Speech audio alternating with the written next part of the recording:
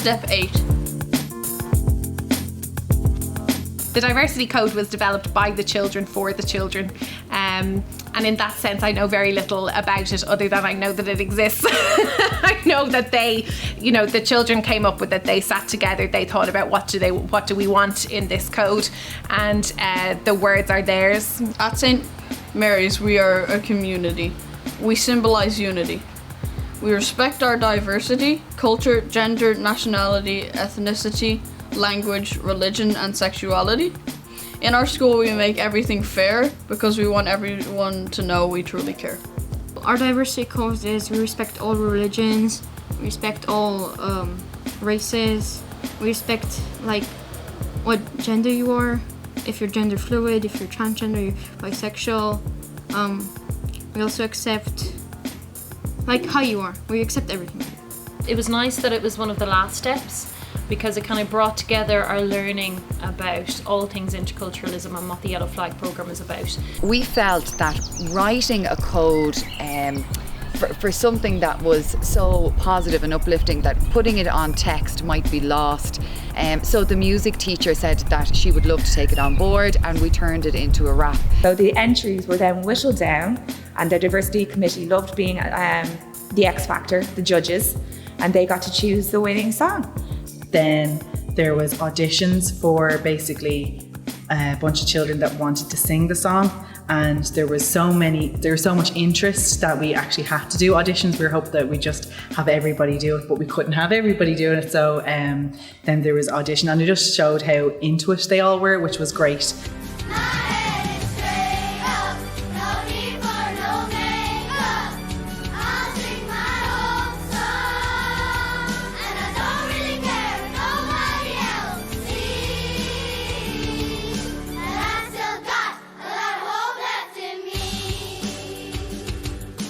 One of the lines that I remember mostly about it is unity, community, diversity, basically meaning that we were all working alongside each other and making the best out of the situation.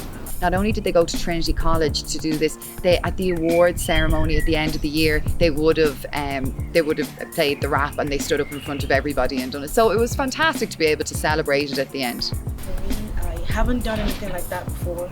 Now when I was back home, I found out it was really cool. Going to a college, different kind of schools. I personally don't like talking in front of a lot of people. So to summon up the courage, it was pretty hard, but I did it anyways, and I found it was really fun. It was cool.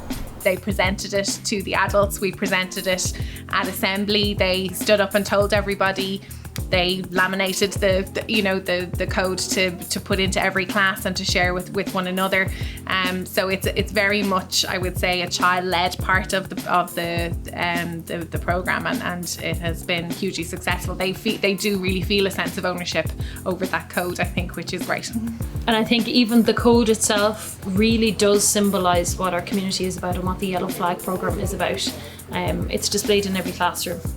In step 8, along with the diversity code, we're really looking at that governance piece and interrogating the practices of the school. Is it possible that the school is unintentionally reinforcing the dominant culture through some protocols? Or is it possible that we could introduce mechanisms that ensure that an anti-racist lens is taken across all areas of the school? And we do understand that for schools and teachers, this can seem like quite a daunting task, putting pen to paper and actually creating a policy. But that's why Yellow Flag gives a lot of support in this area, and we have a training module delivered just for teachers in terms of walking them through this whole process. One of the key steps in the programme was meeting with the board and meeting with the school management and deciding how are we going to change the policy, what exactly do we want to say, and how do we want to appear when it comes to cultural diversity.